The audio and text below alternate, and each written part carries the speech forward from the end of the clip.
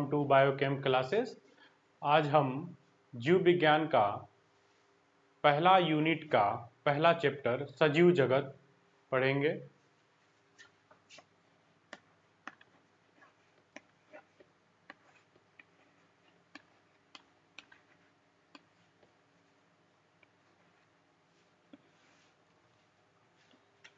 सजीव जगत जो है, सबसे पहले हमें समझना होगा कि सजीव क्या होते हैं, सजीव क्या है।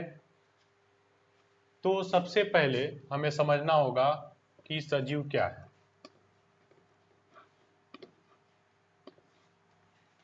सजीवों में क्या होता है? सजीवों में संतान उत्पन्न करने की क्षमता होती है, सजीवों में वृद्धि करने की क्षमता होती है। सजीव जो होते हैं वृद्धि करते हैं। सजीवों में क्या होता है? श्वसन होता है। सजीव जो है एक स्थान से दूसरे स्थान तक जाते हैं, अर्थात सजीव जो है गमन करते हैं। तो हम बात करते हैं सजीव को जानने से सबसे पहले हमें उसके लक्षण को जानना होगा कि सजीव का लक्षण क्या है। तो हम बात करेंगे सबसे पहले सजीवों के लक्षण।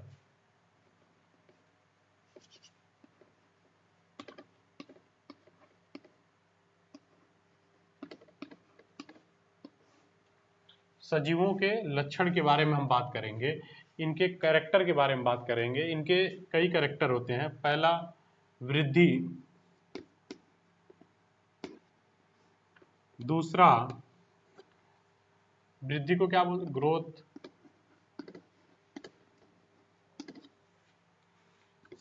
प्रजनन, इसे बोलते हैं रिप्रोडक्शन।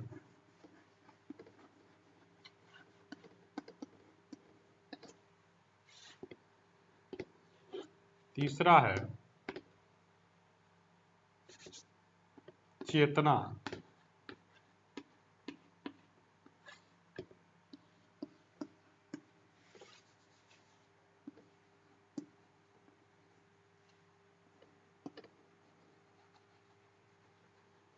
कॉन्शियसनेस, उपापचय, जिसे बोलते हैं मेटाबॉलिज्म।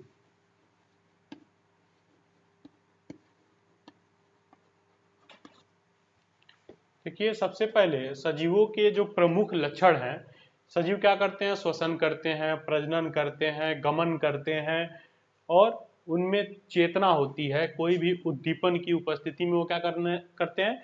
चेतना करते हैं। ठीक है, तो हम सजीवों के लक्षण को एक एक करके हम डिस्कस करेंगे कि वृद्धि, प्रजनन, चेतना, उपापचय और कोशिकीय संगठन या सेलुलर ऑर्गेनाइजेशन, इसके बारे में हम एक एक करके डिस्कस करेंगे सजीवों के लक्षण के बारे में।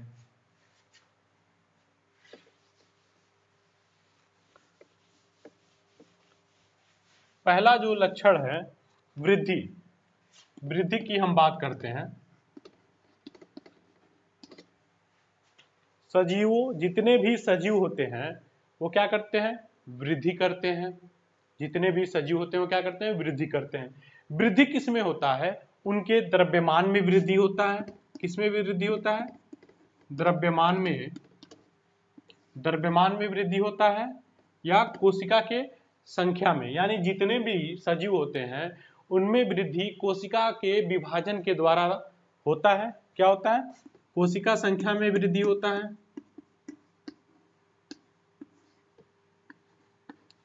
कोशिका संख्या में भी वृद्धि होगा और उनके द्रव्यमान में भी वृद्धि होगा।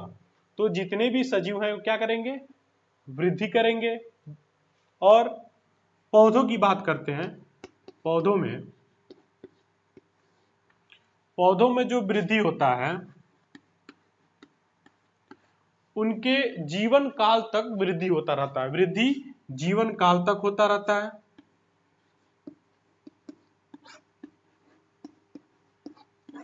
वृद्धि कब तक होता है? जीवन काल तक होता है। और जो जंतु हैं, जंतु की बात करते हैं। जंतुओं में जो वृद्धि होता है एक उम्र तक, एक एज तक होता है। क्या होता है? एक उनके लाइफ के एक उम्र तक ही सीमित है। कब तक सीमित है? एक उम्र तक। यानी सभी सजीव जो हैं वृद्धि करते हैं। किसमें वृद्धि होता है? उनके द्रव्यमान में वृद्धि होता है, कोशिका संख्या में वृद्धि होता है। पौधों में वृद्धि जो है एक नियमित जीवन काल तक है, लेकिन उनके पूरे जीवन काल तक होता है। लेकिन जंतुओं में जो है एक नियमित है।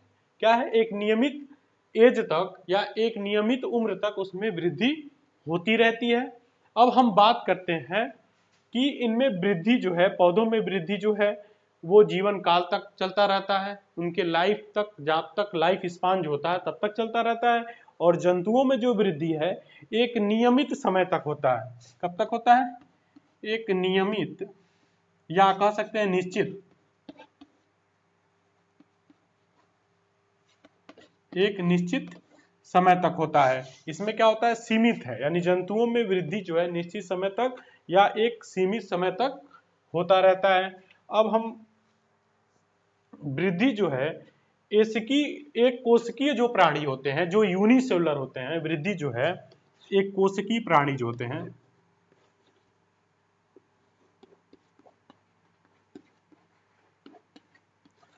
एक कोशिकीय जो होते हैं,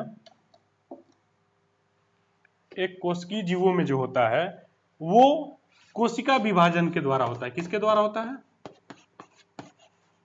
कोशिका, एक कोशिकीय जंतुओं में कोशिका विभाजन के द्वारा होता है।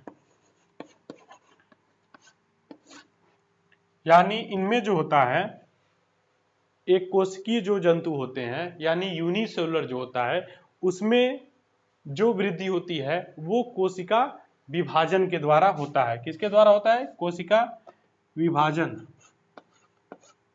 कोशिका विभाजन के द्वारा होता रहता है। अब हम बात करते हैं, अगला जो लक्षण है उसके बारे में हम बात करेंगे, प्रजनन के बारे में हम बात करेंगे।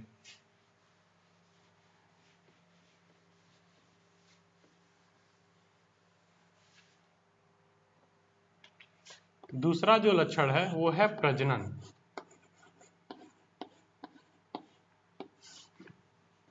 इसको बोलते हैं रिप्रोडक्शन।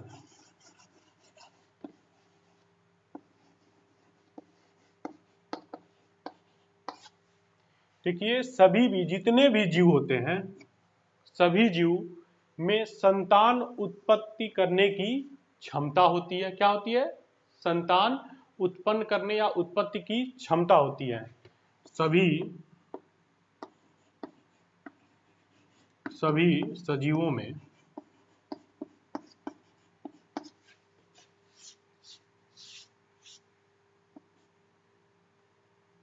संतान संतान उत्पत्ति की क्षमता होती है। जितने भी सजीव होते हैं उनमें क्या होता है? सभी सजीवों में संतान उत्पत्ति होते हैं। किसके द्वारा? प्रजनन के द्वारा। यानी आप कह सकते हैं प्रजनन के द्वारा सभी सजीवों में संतान उत्पत्ति होती है। वो अपने संतान उत्पन्न कर सकते हैं और करते हैं, जितने भी सजीव होते हैं। अब जो सजीव होते हैं ये दो प्रकार के होते हैं। सजीवों में जो प्रजनन होता है वो दो प्रकार का होता है। क्या होता है? सजीवों में जो प्रजनन होता है वो दो प्रकार का होता है। पहला होता है अलैंगिक, अलैंगिक। दूसरा होता है लैंगिक। इसको बोलते हैं एसेक्सुअल, इसको बोलते हैं सेक्सुअल।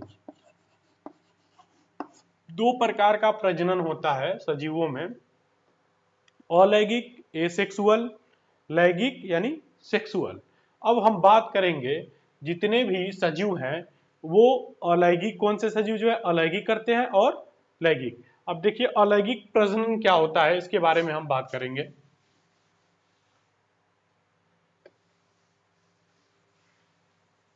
अलैंगिक प्रजनन के बारे में हम बात करते हैं, एसेक्सुअल के बारे में बात करते हैं। इसमें क्या होता है? इसमें जो है जो सजीव होते हैं, जो जिसमें एसेक्सुअल या अलैंगिक जनन होता है, प्रजनन होता है, किसके द्वारा होता है? उनके शरीर के बाहरी भाग यानी कायिक, जिसे बोलते हैं कायिक, कायिक भाग से होता है, या आप कह सकते हैं शरीर के किसी भाग से इसमें प्रजनन होगा।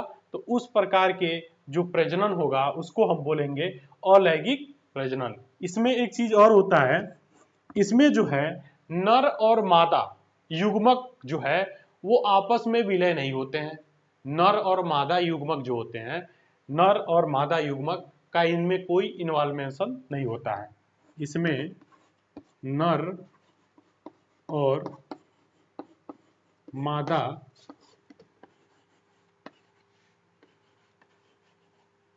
युग्मक में विलय नहीं होता है। विलय मतलब फ्यूजन की बात हो रही है।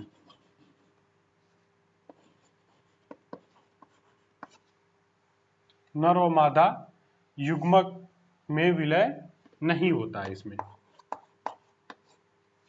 नहीं होता है। नर और मादा युग्मक जो होते हैं उनमें विलय इसमें नहीं होता है। और ये क्या होते हैं?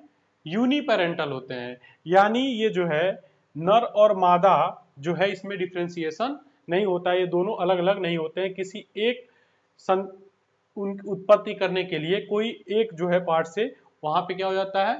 संतति उत्पन्न हो जाता है। ये कई टाइप के होते हैं। अलैंगिक जो है प्रजनन, इसके डिफरेंट टाइप हैं, उसके बारे में हम डिस्कस करेंगे एक एक करके।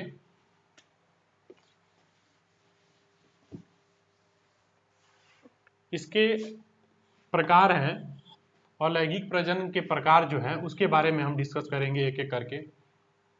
इसका जो फर्स्ट जो होता है द्विविखंडन। द्विविखंडन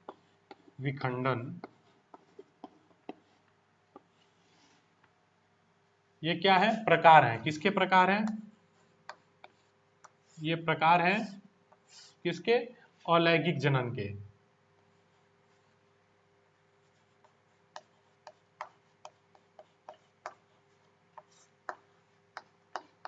अलैंगिक जनन के ये प्रकार हैं। पहला द्विविखंडन, यानी इसको बोलते हैं बाइनरी फिशन। ठीक, फर्स्ट जो है इसका ये द्विविखंडन है, बाइनरी फिजन। यह बाइनरी फिजन जो है ये समसूत्री विभाजन द्वारा होता है। समसूत्री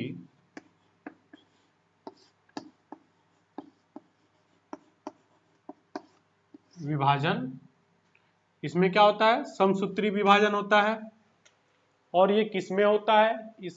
ये जो है मोस्टली प्राय इसमें जो है बात करेंगे, ये कुछ बैक्टीरिया में भी होता है, यानी जीवाणुओं में होता है। किसमें होता है?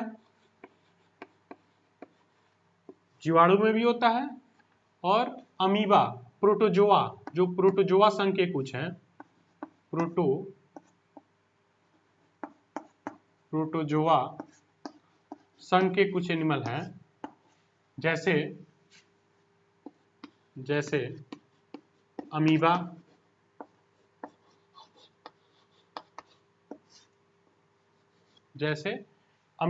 अमीबा में ये होता है। कैसे होता है? ये मान लीजिए अमीबा का स्ट्रक्चर है। अमीबा का स्ट्रक्चर कैसा होता है? अमीबा का निश्चित स्ट्रक्चर नहीं होता है। ये क्या है? ये न्यूक्लियस है, केंद्रक। ठीक, ये अमीबा है। क्या है? ये अमीबा है मान लीजिए। अब इसमें बाइनरी फिजन होगा, किसके द्वारा होगा? समसूत्री विभाजन यानी माइटोसिस के द्वारा होगा। इसमें क्या होता है? ये जो है इसके केंद्रक जो है बीच में विभाजित होंगे ऐसे। इनका जो आकार है चेंज होता रहता है। कुछ केंद्रक के पार्ट इधर है, कुछ पार्ट इधर है। ठीक, ये क्या है? न्यूक्लियस ही है। न्यूक्लियस केंद्रक ही विभाजित होगा। एक केंद्रक है। और किसके द्वारा विभाजित हो रहा है ये समसूत्री विभाजन के द्वारा। किसके द्वारा?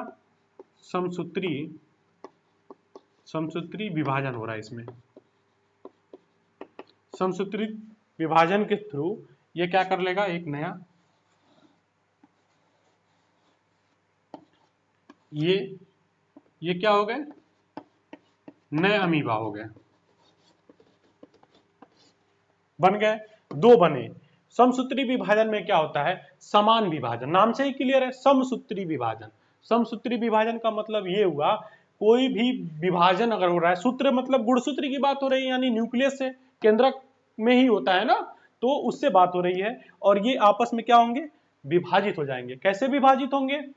केंद्रक के द्वारा, और किसके द्वारा, समसूत्री, समान भाग में ये बटे हैं। देखिए आधा भाग इधर है, आधा भाग इधर है, और ये जो है डेवलप कर लेगा नए अमीबा को या नए सेल्स को डेवलप कर लेगा। ठीक है, तो इस प्रक्रिया को हम क्या बोलेंगे, द्विवीय विखंडन। द्वि नाम से ही क्लियर है, द्विवीय विखंडन यानी बाई यानी दो की बात हो रही है, ये दो भागों में बढ़ गया है, तो हम इसको क्या बोलेंगे, द्विवीय विखंडन या बाइनरी फिजन। इसमें देखिए कहीं भी नर और मादा की बात हो रही है, नहीं हो रही है।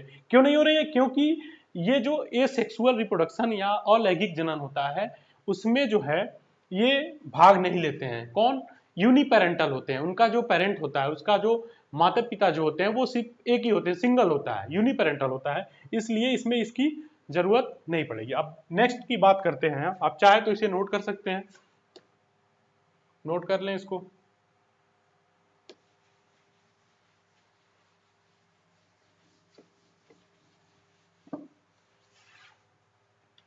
अब इसके दूसरा प्रकार जो है,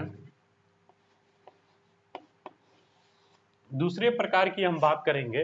पहला था बाइनरी फिजन यानी द्विविखंडन। अब नेक्स्ट की बात करेंगे मुकुलन। मुकुलन यानी बडिंग, इसको क्या बोलते हैं, बडिंग बोलते हैं।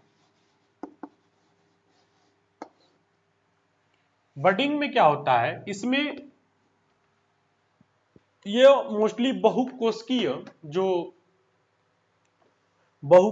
जीव होते हैं, उनमें होता है। किसमें होता है? बहुकोशिकीय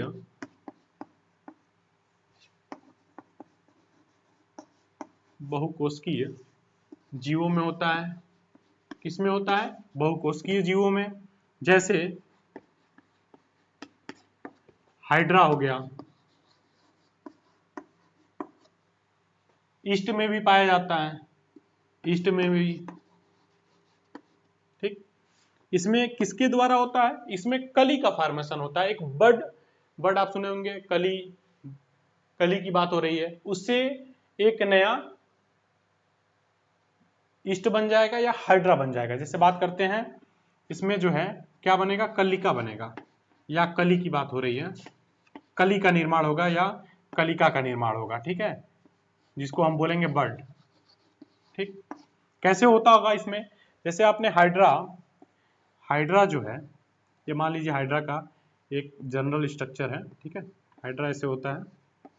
ठीक, अब इसमें क्या होगा, कली का निर्माण हो। यहाँ पे मान लीजिए ये कोई पार्ट है, यहाँ पे निकल रहा है। ठीक, ये हाइड्रा है।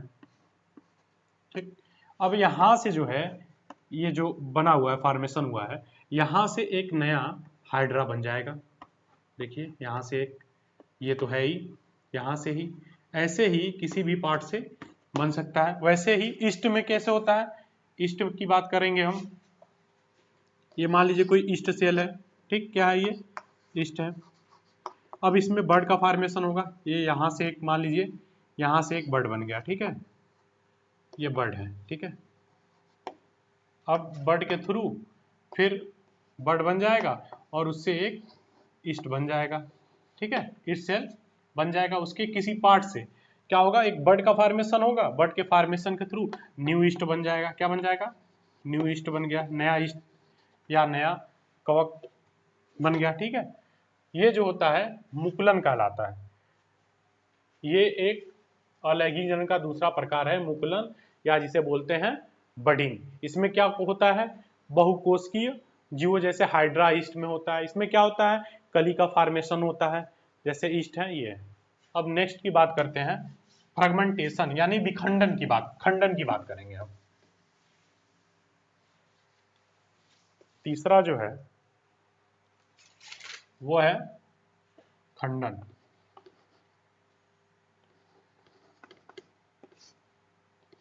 तीसरा जो है खंडन यानी फ्रेगमेंटेशन।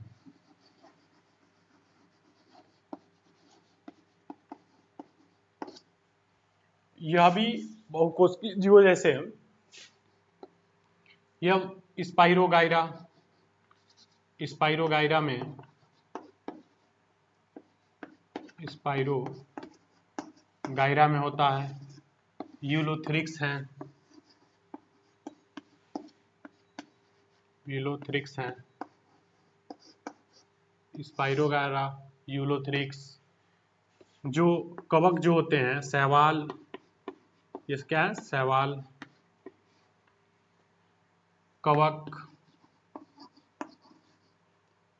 वो ऐसे शैवाल कवक होते हैं जो तंतुवक होते हैं। क्या होते हैं? तंतुवक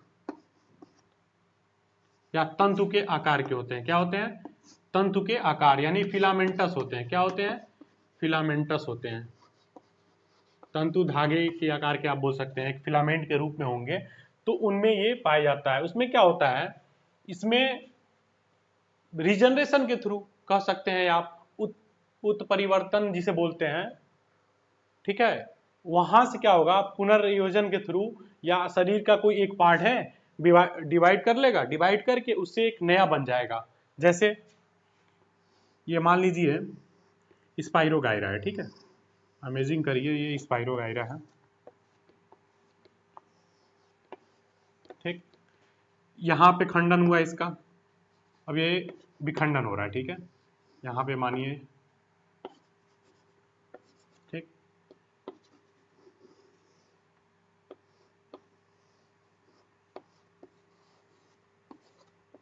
इससे क्या होगा, एक नया स्पाइरोगाइरा बन जाएगा, ठीक है।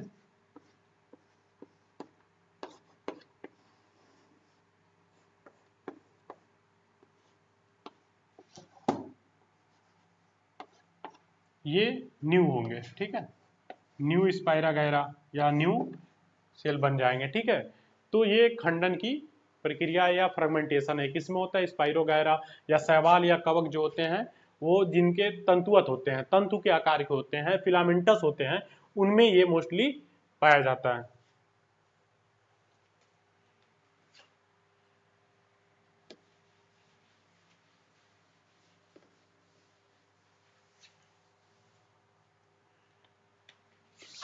जैसे विखंडन का एक और प्रकार है, जैसे पुनर्जनन। क्या होता है? पुनर्जनन, पुनर्जन होता है, या जिसे बोलते हैं रीजनरेशन। इसमें क्या होता है, इसमें जो, जैसे एग्जाम्पल के लिए आपका प्लेनेरिया, प्लेनेरिया जीव सुने होंगे, उसमें जो है रीजनरेशन पावर होता है, यानी कोई भी बॉडी का पार्ट जो है,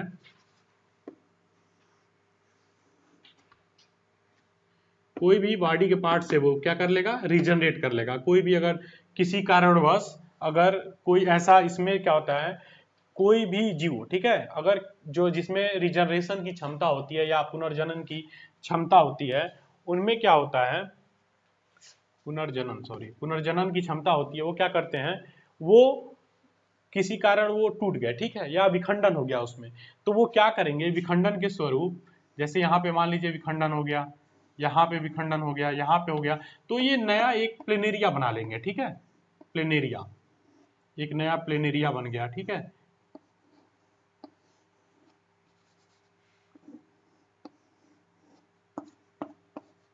ये क्या है, प्लेनेरिया है।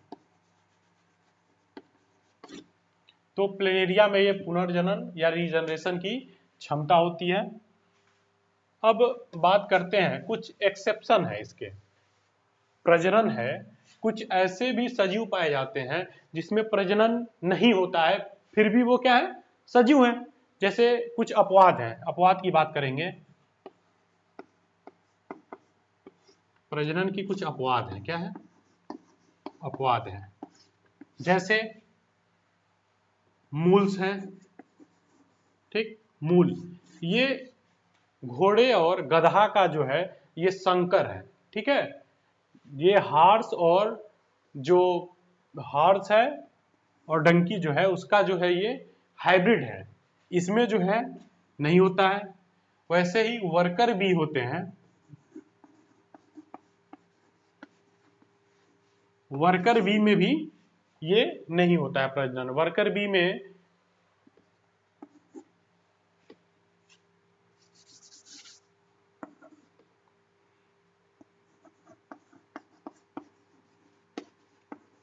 वर्कर बी क्या, मधुमक्खी जो है वो मधुमक्खी में जैसे आप देखते हैं बहुत सारे होते हैं, कुछ वर्कर होते हैं जो उनका काम ही होता है, वर्क का काम होता है, जैसे उसमें क्वीन होता है, रानी होती है, वैसे ही ये वर्कर जो है कार्यवाहक के रूप में जो काम करते हैं, इनका भी कोई प्रजनन करने का नहीं होता है। ये क्या है, प्रजनन के अपवाद हैं, ठीक है, जिसमें नहीं होता है।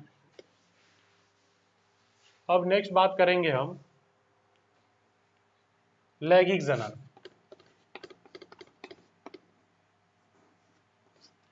लैंगिक जनन या प्रजनन जो है, इसमें जो है लैंगिक जनन, इसको बोलेंगे सेक्सुअल रिप्रोडक्शन।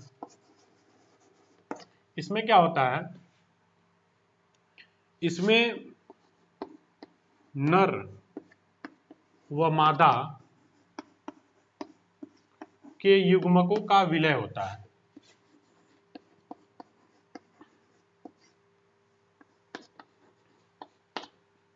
क्या होता है, विलय होता है, विलय होता है।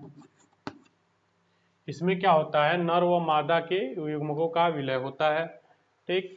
और ये बाई पेरेंटल होते हैं, यानी ये क्या होते हैं, बाई पेरेंटल की बात हो रही है, यानी इनमें नर और मादा जो है, माता पिता जो है, इसमें डिफाइन होता है, मतलब सेपरेट होते हैं, तभी तो नर और मादा युग्मक आपस में विलय होके नए जो है ऑफस्प्रिंग या संतान उत्पन्न करने की या डेवलप करते हैं या उत्पन्न करते हैं, ठीक है। अब नेक्स्ट हम बात करेंगे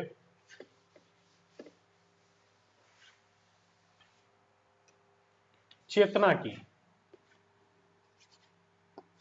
या चेतन की बात करेंगे, चेतना की बात करेंगे।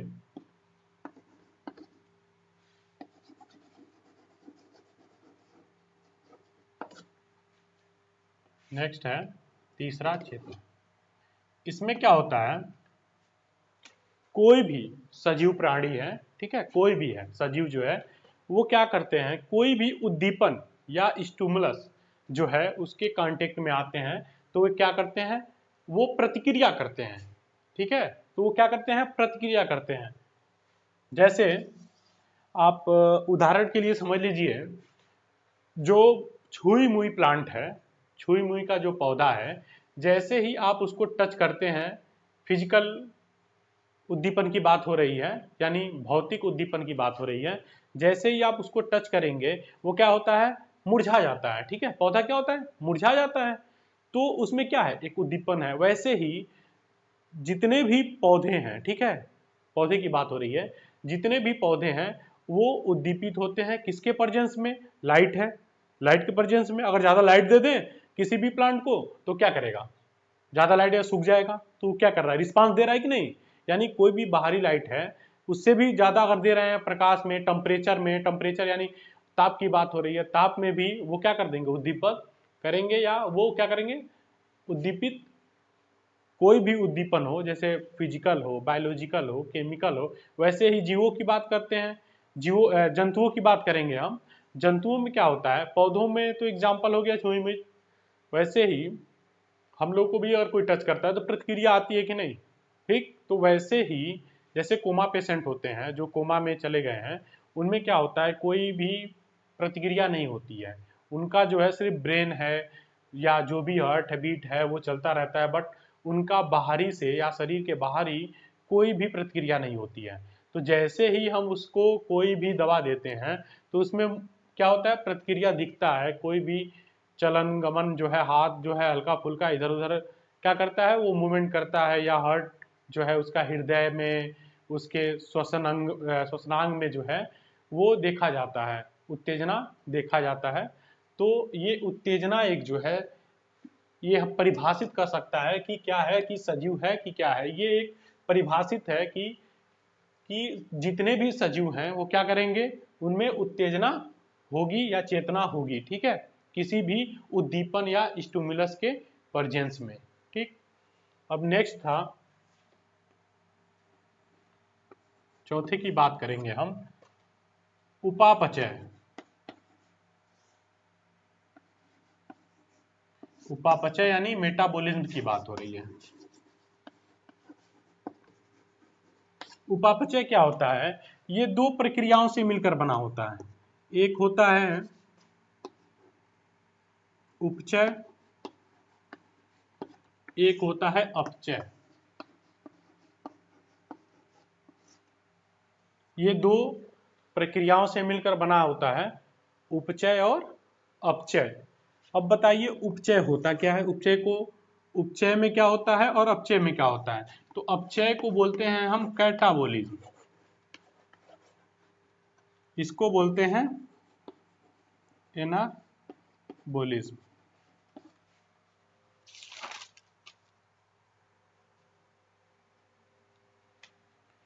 जो है, अब इसमें क्या होता है, कैटाबोलिज्म में जो बड़े अणु होते हैं, ठीक है, जो बड़े, ठीक है, बड़े और जटिल, बड़े और जटिल जो अणु होते हैं वो क्या करते हैं, एनर्जी, यहाँ पे ऊर्जा आएगी, ठीक है, ऊर्जा देते हैं, और ये क्या होते हैं, छोटे छोटे और साधारण, छोटे और साधारण अणु में टूट जाते हैं। क्या होता है, उपापचय में बड़े जो जटिल अणु होते हैं वो क्या करता है, एनर्जी जो है करता है, फिर उसके बाद वो छोटे छोटे साधारण टुकड़ों में, अणुओं में टूट जाते हैं, और क्या करते हैं, ये एनर्जी जो है देते हैं, क्या करते हैं, एनर्जी उत्पन्न करते हैं। जैसे कोई बड़ा मॉलिक्यूल जो है वो टूट जाएगा, टूट के छोटे मॉलिक्यूल में बदल जाएगा, और छोटे मॉलिक्यूल के बदलने के साथ साथ वो ऊर्जा देंगे हमें, क्या देंगे, वो ऊर्जा देंगे। तो इस प्रकार की जो प्रक्रिया होती है उसको हम बोलते हैं अपचय। ठीक, जैसे आप इसका एग्जाम्पल समझ सकते हैं, जैसे लिपिड है, लिपिड जो है क्या है, लिपिड बहुत ही लार्ज मॉलिक्यूल है, और ये फैटी एसिड में टूट जाता है, किस में टूट जाता है, फैटी एसिड, या वसा अम्ल जो है उसमें चेंज हो जाता है। लिपिड जो वसा जो है वो वसा अम्ल या फैटी एसिड में वो क्या होता है, चेंज हो जाता है। अब इसकी बात करते हैं, इसमें क्या होता है, ये छोटे साधारण जो मॉलिक्यूल है वो बड़े साधारण मॉलिक्यूल में चेंज हो जाते हैं, जस्ट इसका रिवर्स है ये। इसमें एनर्जी क्या हो रहा है, मिल रहा है, और इसमें एनर्जी का यूज हो रहा है। किसके लिए यूज हो रहा है, इसमें एनर्जी का यूज होके जो हमारे शरीर में जो बहुत सारी क्रियाएं हो रही हैं, श्वसन हो रहा है, ठीक, श्वसन हो रहा है, परिसंचरण हो रहा है, यानी रक्त का प्रवाह हो रहा है, तो वो सब ये जो है वहां से जो ऊर्जा हमें चाहिए वो हमको यहाँ से मिल रहा है। यानी ऊर्जा हमको यहाँ से कहाँ से मिल रहा है, यहाँ से मिल रहा है। तो उपचय और अपचय प्रक्रिया जो है, जितने भी सजीव प्राणी होते हैं, जितने भी सजीव प्राणी होते हैं उसमें जो है ये उपचय प्रक्रिया होती है, और एक ये परिभाषित करता है कि सजीवों का ये एक महत्वपूर्ण और एक सॉलिड कह सकते हैं कि ये लक्षण है जो किसी भी सजीवों को ये क्या करता है, डिफाइन करता है कि ये सजीव हैं या निर्जीव हैं। यानी जितने भी सजीव होते हैं उसमें मेटाबॉलिक प्रोसेस या उपापचय होता रहता है। उपापचय जो प्रक्रिया होती है वो उपचय और अपचय से मिलकर बना होता है। इसमें क्या होता है, बड़े जटिल मॉलिक्यूल है वो छोटे साधारण मॉलिक्यूल में टूट जाते हैं, और इसमें जस्ट इसका रिवर्स होता है, छोटे साधारण मॉलिक्यूल बड़े साधारण मॉलिक्यूल में ये चेंज हो जाते हैं, और यहाँ पे एनर्जी जो है इसकी आवश्यकता होती है, यानी एनर्जी ये यूटिलाइज करता है, उपयोग करता है, जो यहाँ से एनर्जी निकली है, ऊर्जा निकला है, उसका ये उपयोग करता है।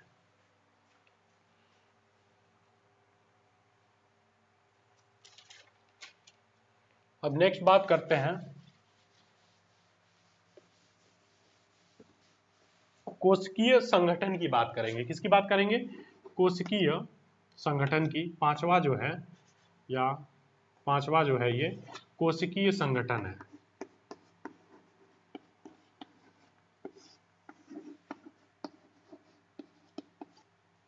संगठन की बात हो रही है, कोशिकीय संगठन यानी सेलुलर ऑर्गेनाइजेशन की बात हो रही है।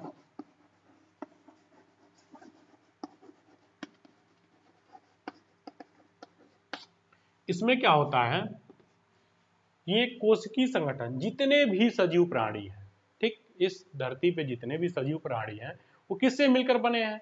कोशिका से। ठीक, तो कोशिका जो है एक क्या रखता है, उसमें एक कोशिकीय संगठन है। कैसे है? जैसे मान लीजिए इलेक्ट्रॉन है, प्रोटॉन है, न्यूट्रॉन है, ये सब जो जो मॉलिक्यूल है, एटम है, जो है धीरे धीरे अणु जो बहुत सारे मिलके एक कंपाउंड बनाएंगे, यानी यौगिक का निर्माण करेंगे। बहुत सारे यौगिक जो हैं आपस में मिलके किसका निर्माण किए होंगे? सेल का। बहुत सारे जो सेल्स यानी कोशिका जो हैं मिलके क्या बनाएंगे? उत्तक बनाएंगे, टिश्यू बनाएंगे। और बहुत सारे टिश्यू यानी उत्तक जो है मिलके एक आर्गन बनाएंगे। फिर आर्गन यानी अंग बनाएंगे। बहुत सारे अंग मिलके अंग तंत्र बनाएंगे। और बहुत सारे अंग तंत्र मिलके एक सजीव प्राणी देंगे, या एक ऑर्गेनिज्म या जीव या सजीव की एक बनावट, एक ढांचा देंगे। उनके बीच में ये जो सेल्स है एक सिस्टमेटिक है, कि ये जो सेल है एक सिस्टम से बनाया हुआ है। एक ऑर्गेनिज्म जो ऑर्गेनाइजेशन जो है वो एक सिस्टम से है।